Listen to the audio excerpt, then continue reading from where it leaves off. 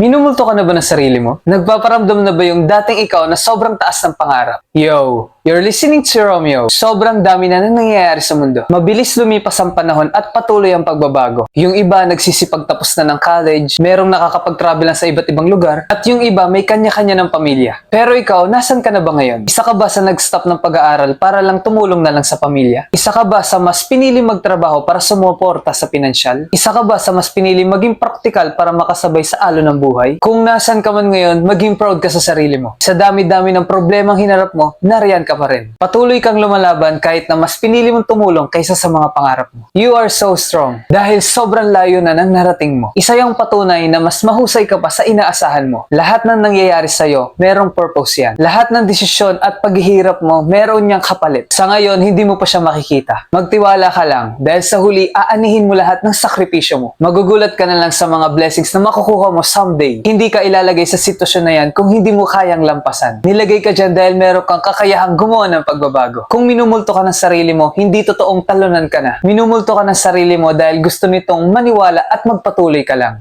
Thank you for listening and see you in my next video.